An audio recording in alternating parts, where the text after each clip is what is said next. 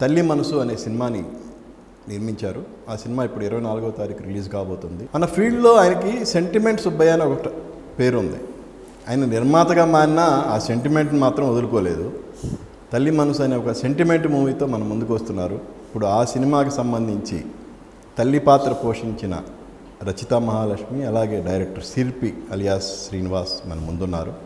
మరి వాళ్ళతో ముచ్చటిస్తూ ఆ సినిమాకి సంబంధించిన విశేషాలన్నీ ఇప్పుడు మనం తెలుసుకుందాం. నమస్తే అండి. నమస్తే సార్. నమస్తే గురువా, ఎలా ఉన్నారు? బంగారంగా బాగా ఉన్నాము. అవును, ఏంటి అంత గ్యాప్ వచ్చింది? డైరెక్టర్గా మీకు గ్యాప్ వచ్చింది. ఈ పీక్ డైరెక్టర్గా మీరు పీక్ స్టేజ్లో ఉన్నప్పుడు కూడా నిర్మాణం వైపు తొంగి చూడాల. ఇంత గ్యాప్ తీసుకున్న తర్వాత ఈ సినిమా నిర్మాణం చేపట్టాలనే ఆలోచన అసలు ఎందుకు వచ్చింది? అంటే గురుగారు 50 సినిమాలు చేసాం. ప్రతిదానికి ఇప్పుడు మన గురువుగారు దాసరి గారు 100 సినిమాలు చేశారు. మా పిసి రెడ్డి గారు 100 సినిమాలు చేశారు. వాళ్ళు అదే ఇది మనకి ఏంటంటే కథ, మంచి కథ చూసి కానీ సెలెక్ట్ చేసుకొని చేయడం కానీ, ప్రొడ్యూసర్స్ కానీ మన రేంజ్ వేరు. వాళ్ళేమో హై లెవెల్లో, మనది సి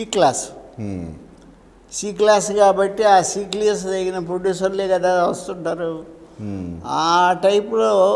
బట్ సి క్లాస్ అని తింటే వాళ్ళని తగ్గించి మాట్లాడడం కాదు. సబ్జెక్టు మనం తయారు చేసుకొని సినిమా చేసేవాళ్ళు. వాళ్ళు రీమేక్లు కూడా చేసాం చాలా. బట్ 50 సినిమాలు చేసిన తర్వాత ఎందుకో నాకు సినిమా తీయడం బాగానే ఉంటుంది, దాన్ని ప్రమోట్ చేయడం కూడా ఇబ్బంది పడుతున్నాం.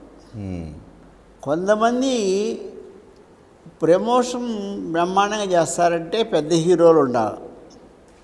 ఇప్పుడు అదే నేను చేసిన 50 సినిమాల్లో మనం అసలు మెగా స్టార్స్ ఉన్నారు, సూపర్ స్టార్స్ ఉన్నారు, సో అందరూ ఉన్నారు. అవి కాకుండా కొన్ని సినిమాలు ఉంటాయి, అంటే ఎప్పుడో అడ్వాన్స్ ఇచ్చి సినిమా చేద్దామని అనేవాళ్ళు ఉంటారు. వాళ్ళు సినిమా తీస్తారు, దాన్ని ప్రమోట్ చేయలేరు. అలాంటప్పుడు ప్రమోట్ చేయలేనప్పుడు మనం ఏమవుతుందంటే కష్టం, ఎంత కష్టపడ్డా అది జనంలోకి వెళ్తే కదా అక్కడ కొడుతుంది దెబ్బ. ఎందుకంటే పెద్ద హీరోలని పెట్టలేని పెద్ద హీరోలకి మనం ఏమి చెప్పవలే, వాళ్ళు ప్రమోషన్ బ్రహ్మాండం చేస్తారు. మనం మీడియం సబ్జెక్టులు చేసే టైం వచ్చినప్పటికీ కొన్ని సినిమాలు పబ్లిసిటీ కాడ నెగ్లెక్ట్ చేయడం, ఈ బాధలన్నీ చూసి నాకు ఇప్పుడు ఎన్ని చేద్దాం, 100 చేద్దాం అంటే అది లేదు. మంచి సినిమా అనేది ఎన్ని వీలైతే అన్ని చేద్దాం. 50 సినిమాలు చేసాం, ఎందుకు చాలు. అప్పటికి 50 సినిమాలు అయ్యేటప్పటికి మనకి డిఫరెన్స్ తెలిసిపోయింది. మీరే దాదాపు ఒక 10 years బ్యాక్ ఒక ఇంటర్వ్యూలో మీరే అన్నారు, కాలం మారింది గురువా అన్నారు. అవును, ఇప్పుడు 50 చేసిన తర్వాత గురుగారు 7 years నేను సినిమాలు చేయకపోవడానికి కారణం అంటే మంచి సబ్జెక్ట్ చేసినా కూడా అది రిలీజ్ చేసి ప్రమోట్ చేసుకోవడం ప్రొడ్యూసర్ ఉన్నాడు. వాళ్ళు ప్రమోట్ చేయకపోతే మనం ఎంత కష్టపడ్డా అది థియేటర్కి వెళ్ళాలా, థియేటర్లో బాగా ఆడిందా లేదా ఇంకో చెడు ఇవన్నీ చేయాలి. అయినా 50 సినిమాలు చాలు ఓయమ్మ. ఇప్పుడు అట్ట అందరూ 100 చేయాలంటే అంటే మీ అబ్బాయి ప్రోద్బలం వల్లే ఈ సినిమా నిర్మాణం అనేది మీరు చేపట్టారు. మా అబ్బాయి ప్రోద్బలం కాదు, 7 ఏళ్ళు నేను అప్పటికి 50 సినిమాలు అయ్యేటప్పటికి మా పిల్లలకి మ్యారేజెస్ అన్నీ అయ్యి వాళ్ళు ఆస్ట్రేలియా అటు ఇటు అవుట్ ఆఫ్ కంట్రీస్ ఉన్నారు.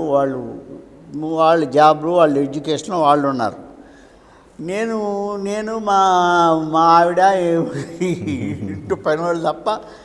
ఇప్పుడు ఆ పిల్లలు అక్కడ పోయిన కాడి నుంచి వాళ్ళతో ఏంటంటే వాళ్ళకి మా సినిమా నుంచి ఎప్పుడు పాపం ఎప్పుడు పట్టించుకోలే, ఎప్పుడు అడగాల. నేను మానేస్తూ అప్పుడు కొంచెం హెల్త్ కూడా కొంచెం చిన్న మోకాళ్ళ నొప్పులు అయ్యి రావడం ఇలాంటివి ఉండేది. అప్పుడు వద్దు ఎందుకు మానేడని నేను మా పిల్లలకే ఫోన్ చేసి, నాన్న నేను మానేస్తున్న సినిమాలు చాలు, చేసిన వరకు చాలు, ఏదో మనమే సినిమా చేసిన ఊరికినే ఫ్రీగా ఏం చేయాల, ఏదో కాస్త కోస్త సంపాదించుకున్నాం, ఒక ఇల్లు ఏదో ఏర్పరచుకున్నాం, పరాసాలు ఎక్కడికి తృప్తి చెప్పండి. ఒక కారు, ఒక ఇల్లు, ఈ మనం ఎక్కువ ఇక లేనిది కాదు. కానీ ఆ స్టేజ్ వచ్చిన తర్వాత నాకు అనిపించింది, మనం ఎంత మంచి సినిమా తీసినా ప్రమోట్ చేయకపోతే వేస్ట్.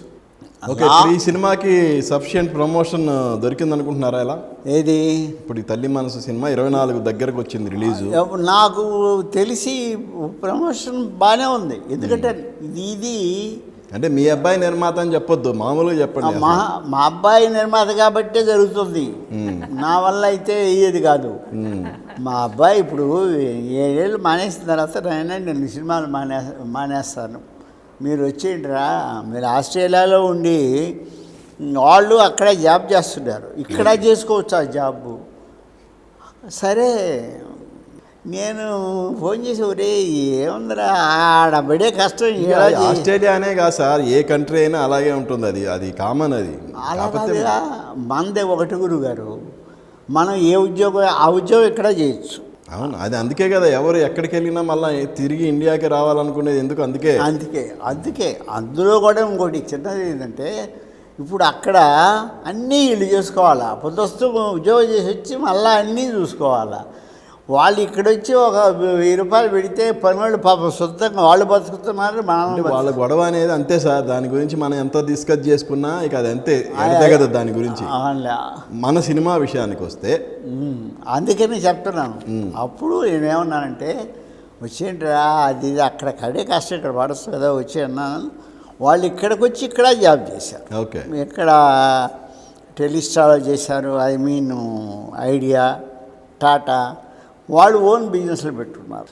కొంత టైం అయిన తర్వాత వాడికి ఏమనిపించిందో, నాన్న మీరు 50 సినిమాలు తీశారు, ఇంకొక సినిమా తీద్దామన్నాడు. అంటే నిర్మాతగా ఒక సినిమా తీద్దాం అనేది మీ అబ్బాయి కోరిక? మా అబ్బాయి కోరిక. అది ఏంది, ఒక్కటే సినిమా, పెద్ద సినిమా కాదు, మామూలు ఆవరే సినిమా, ఒక సినిమా చేద్దాం. అందువల్ల మీరు ఆ ఒక్క సినిమా మాత్రం ఖచ్చితంగా చేద్దాం అంటే, వద్దురా బాబు బాగాలేదాడు పోతా అన్నా నేను చెప్పా. అంటే అయినా కూడా లేదు నాన్న విల్ లెర్న్ సంథింగ్ అని చెప్పి వాడు ఖచ్చితంగా సినిమా చేయాలి అన్నాడు. సరే చెప్పిన వాళ్ళు పెద్దవాళ్ళు అయిపోయారు, చిన్నపిల్లలు అయితే పర్వాలే, వాళ్ళు పోస్ట్ గ్రాడ్యుయేషన్ కోరారు, వాళ్ళ కోరిక ప్రకారం సినిమా తీశారు, రిలీజ్కి వచ్చింది. అవును, అప్పుడు అవును. సో ఓకే, వాళ్ళు సినిమా తీయాలనుకున్న తర్వాత ఇప్పుడున్న జనరేషన్కి తగ్గట్టు ఎవరైనా చిన్న ఒక లవ్ సబ్జెక్టు ఏదో సెలెక్ట్ చేసుకుంటారు. సెంటిమెంట్ సుబ్బయ్య అనే మీ బ్రాండ్ నేమ్ తగ్గట్టు తల్లి మనసు అనే టైటిల్తో సినిమా తీస్తే ఇది ఎంతవరకు జనాలకి ఎక్కుతుంది అనే ఆలోచన ఎప్పుడు రాలేదా? వచ్చింది, ఎందుకు రాదు. ఒకటి గురువా, నేను 50 సినిమాలు తీశాను, సెంటిమెంట్ లేని సినిమా ఏముంది? అన్నీ ఉన్నాయి, ప్రతి సినిమాలో అన్నీ ఉన్నాయిగా. సెంటిమెంట్ ఉంటుంది, కామెడీ ఉంటుంది, 1 ఫైట్ ఉంటుంది, అన్నీ ఉన్నాయి. కాకపోతే అప్పుడు మానేసి ఈ సినిమాకు వచ్చిన తర్వాత సబ్జెక్టు కోసం అప్పటికి మావాడు సినిమా చెయ్యనన్నా, కానీ నువ్వు డైరెక్ట్ చేయొద్దు అన్నాడు. కండిషన్ బాగా పెట్టాడు. ఎందుకంటే మీరు 50 ఏళ్ళు కష్టపడ్డారు, పగలు రాత్రులు అని. అంత కండిషన్ పెట్టి శ్రీనివాస్ గారు ఆయన డెబ్యూ డైరెక్టర్ మీకు అసిస్టెంట్గా చేశాడు అంటే దాదాపు మీ భావాలే ఉంటాయి ఆయనకి. అదేం లేదు, నా భావాలు కాదు. తను నాకంటే ఇప్పుడు పవన్ కళ్యాణ్, సూర్య వాళ్ళందరి దగ్గర చేశాడు. ఇప్పుడు వాటుగురు గారు, మేము సెంటిమెంట్ సుబ్బయ్యని ఎందుకు వచ్చిందంటే ఎక్కువ ఇప్పుడు హిట్లర్కి సెంటిమెంట్ సుబ్బయ్యని అనరుగా, అది పెద్ద హీరో ఉంది కాబట్టి ఎవరు అనరు. పవిత్ర బంధం, పెళ్లి చేసుకుందాం, ఇవన్నీ ఫైట్లు ఉన్నాయి, యాక్షన్ ఉన్నాయి, అన్నీ ఉన్నాయి. కాకపోతే సెంటిమెంట్ సుబ్బయ్య ఎక్కువ సెంటిమెంట్ సినిమాలు, కలికాలం ఇలాంటి సినిమాలు ఇవన్నీ అలా వచ్చింది. అదే చెడ్డ పేరు ఏం కాదుగా. నేను చెడ్డ పేరని నేను అంటలా, మీరు 10 ఏళ్ల క్రితమే కాలం చెల్లిపోయింది గురువా ఇలాంటి సినిమాలకి అన్నారు. మళ్ళా అదే సెంటిమెంట్తో సినిమా తీశారు కదా, అదే దాని sentiment గురించి నేను అడిగాను తప్ప మీరు అడిగిన సెంటిమెంట్ లేనిది మనిషి లేడండి. అది 100% కరెక్ట్. అది నేనేది ట్రెండ్కి తగ్గట్టు కాకుండా ఎగనెస్ట్ ట్రెండ్కి వెళ్ళటానికి రీజన్ ఏంటో అంతే తప్ప వేరేం లేదు. ఓకే గురుగారు, ఎగనెస్ట్ నేను వెళ్ళాలా. ప్రతి సినిమాలో ఒక ఫైటు, ఒక సీను, కామెడీ, సెంటిమెంట్ అన్నీ ఉంటున్నాయి.